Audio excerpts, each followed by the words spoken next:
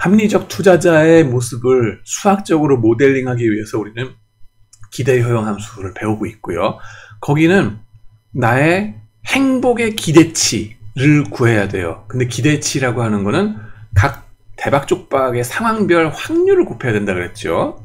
그 다음에 그 확률도 사실은 정보가 흘러나오는 거에 따라서 사후 확률로 업데이트하는 게 필요하다 그랬고요. 그걸 과학적으로 업데이트하는 확률을 새로운 정보에 맞춰서 업데이트하는 과정을 베이지 정리를 통해서 한다라고 배웠습니다.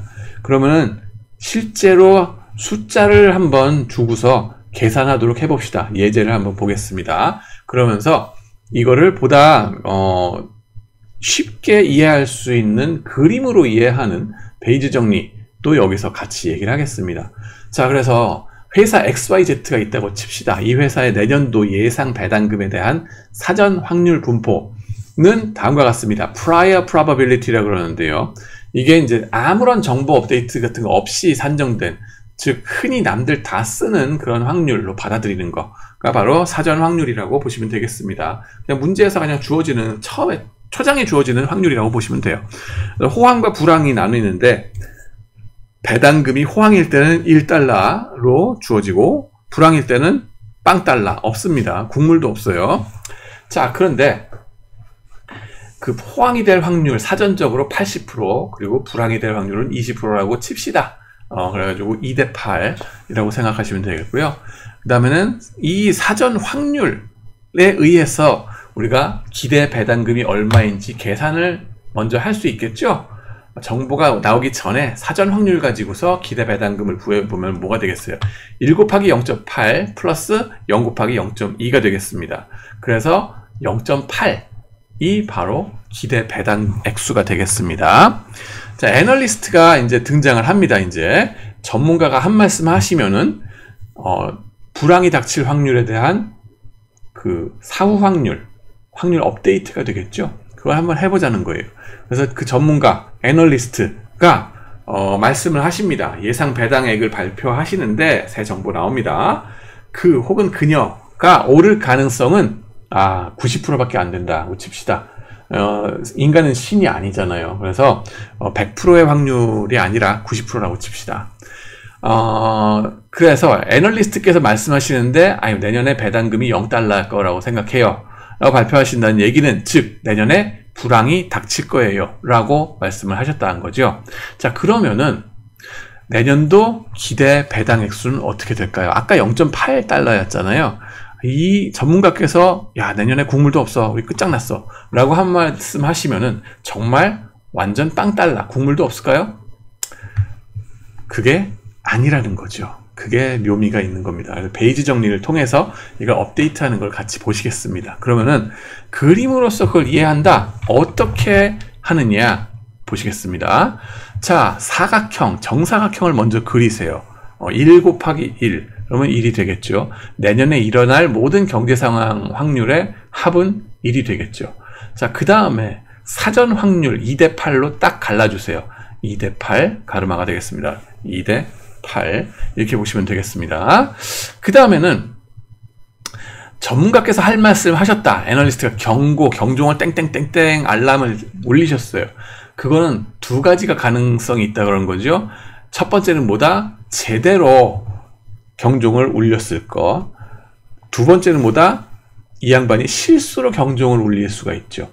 자, 그러면은 사람이기 때문에 실수가 가능하단 말이에요. 자, 그러면은 이제 이 사람의 정확도가 몇 %냐? 90%라 그랬죠. 실수할 확률은 즉 10%라는 얘기예요. 그러면은 내년도에 진실로 닥칠 건 두 가지가 원래 있다 그랬어요. 불황이거나 호황이거나, 불황은 20, 호황은 80 이랬는데 각각의 직사각형이 되겠죠. 요 직사각형, 조 직사각형. 그것마다 90대 10으로 나누는 게 가능할 겁니다. 그래가지고 쪽직한 사각형에서 90대 10 이렇게 주황색 부분이 있을 거고, 요 널찍한 사각형에서 90대 10으로 나누는 게 가능해요. 그건 뭐냐면은 90이란 거는 이 양반이 제대로 알고서 제대로 경종을 울렸거나 아니면 제대로 알고서 호황이 오는 거니까 굳이 경종을 안 울리거나 하는 게 파란색이 되겠죠.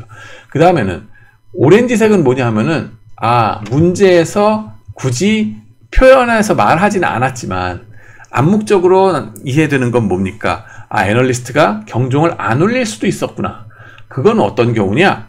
아, 첫 번째로는 실수로, 그죠? 10%의 실수 확률로 경종을 안 울리고 쿨쿨 자고 있는 경우예요. 그런 경우도 가능한데 문제에서 굳이 얘기하지 않았어요. 그렇다 하더라도 여러분들은 이걸 상정해서 계산하셔야 되죠. 그 다음에 두 번째로는 뭐예요? 아, 실수를 하는 게 뭐예요? 아, 실제로 오는 거는 호황인데 이 양반이 전날 무슨 뭐 술을 잘못 먹었든가 뭔가 잘못되셔가지고 실수로 잘못 판단하셔가지고 불황이 온다고 막 경종을 울리는 경우예요. 그게 바로 요 보라색 사각형이 되겠습니다. 자, 그러면은 각각의 너비를 한번 구해 볼게요. 빨간색의 넓이는 얼만큼 되느냐? 이게 20% 사전 확률 곱하기 90% 정확도로 해서 18%의 확률이 됩니다. 그 다음에 주황색은 얼만큼 되느냐? 20%의 사전 확률 곱하기 10%의 실수 확률, 조건부 확률이 실수할 조건부 확률이죠. 이거 곱하시면 2%의 넓이가 됩니다. 보라색은 얼만큼 되느냐? 80%의 사전 확률 곱하기 실수를 했을 경우 10% 확률 곱하면 8%가 됩니다. 그 다음에 하늘색, 이 넓이는 어떻게 되느냐? 80% 사전 확률 곱하기 90% 정확도 하면 72%가 됩니다. 그렇게 해서 이 네 사각형 넓이의 합을 구해보시면은 100%가 된다는 건 확인할 수 있어요. 아, 행복하시죠? 확인이 됐어요. 근데 아직 안 끝났습니다. 뭘 구해야 되느냐?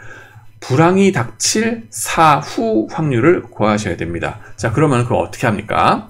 자, 보시면은 분모는 일단 경고가 떴다예요.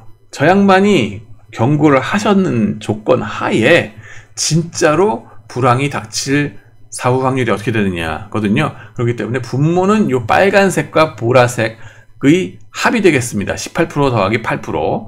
분자는 뭐가 되느냐? 경고가 맞았다. 그런 거는 18% 빨간색 사각형이 되겠습니다. 그래서 사후 확률 구해봐라 그러면은 요 빨간색 플러스 보라색 사각형 분의 빨간색 사각형이 되겠습니다. 그래서 69% 내지는 70%가 되겠습니다. 자, 그래가지고 대략적으로 70%가 되는데 몇 가지 좀 우리가 복귀할 게 있죠. 첫 번째, 사전 확률이 몇 프로였어요? 불황이 올 사전 확률 20%였고 전문가께서 한 말씀 하시니까 이 불황이 올 확률이, 사후 확률이 한 3.5배 정도로 확 올라갑니다. 그죠? 역시 전문가의 역할이 있다. 이거에 따라서 주가가 확 떨어지게 되겠죠. 아, 불황이 닥치려나 봐, 큰일 났다 라고 하고서 주식을 팔게 되겠죠. 기대 배당 액수죠. 기다의 배당 액수도 확 줄어들 수밖에 없어요. 69, 70% 정도 된다 그러면은 호황이 닥칠 확률 30%밖에 안 되거든요. 그렇기 때문에 기대 배당 액수가 80센트에서 한 30센트로 확 떨어집니다. 그에 따라서 주가도 확 떨어지겠죠. 자, 그 다음에는 뭐가 있느냐?